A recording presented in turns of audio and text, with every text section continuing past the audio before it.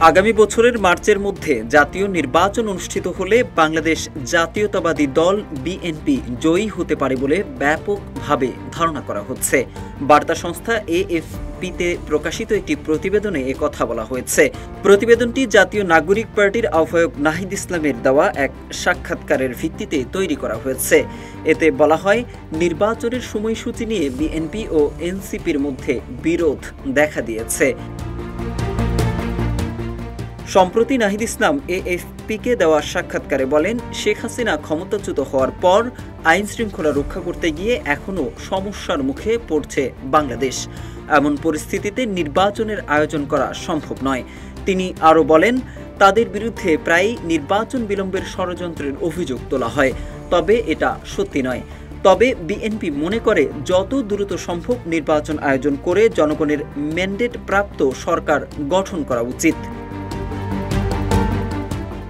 গত বছরের গণঅভ্যুত্থানের সবচেয়ে পরিচিত মুখগুলোর একটি নাহিদ ইসলাম। হাসিনা ক্ষমতাচ্যুত হওয়ার পর গঠিত অন্তর্বর্তী সরকারে যোগ দেন তিনি।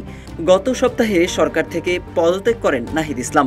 এরপর তার নেতৃত্বে আত্মপ্রকাশ হয় নতুন দল এনসিপির। নাহিদ মনে করেন, তিনি ও তার দলের নেতারা যদি আগামীতে সরকার গঠন করতে নাও পারেন, তারপরও তারা এমন একটি রাজনৈতিক শক্তির সূচনা করেছেন যা আগামী কয়েক দশক ধরে প্রভাব বজায় রাখবে। বাংলাদেশে সুদূর প্রসারী সংস্কারের বিষয়ে রাজনৈতিক দলগুলোর আগ্রহে ঘাটতি রয়েছে বলে মন্তব্য করেন নাহিদ ইসলাম। নাহিদ ইসলাম বলেন, এমনকি তরুণেরা যে কারণে জীবন উৎসর্গ করেছেন সেসব সংস্কারেও আগ্রহী নয় তারা। রাজনৈতিক দল গঠনের কারণ সম্পর্কে নাহিদ বলেন, গণঅভ্যুত্থান এবং এর পরবর্তী সময়ে তারা যেসব প্রতিশ্রুতি দিয়েছিলেন তা বাস্তবায়নে তাদের একটি বাধ্যবাধকতা রয়েছে। এ কারণে তারা একটি রাজনৈতিক দল গঠনের সিদ্ধান্ত নিয়েছেন। পরবর্তী জাতীয় নির্বাচন কবে অনুষ্ঠিত হবে তা নিয়ে বিএনপির সঙ্গে বিরোধ সৃষ্টি হয়েছে এনসিপির। বিএনপির যুক্তি, জনগণের ম্যান্ডেটের একটি সরকারকে ক্ষমতায় বসানোর জন্য যত দ্রুত সম্ভব নির্বাচনের আয়োজন করতে হবে।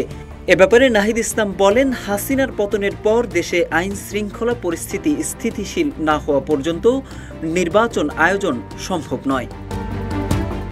মোহাম্মদ সাইফুল ইসলাম, ইত্তেফাক।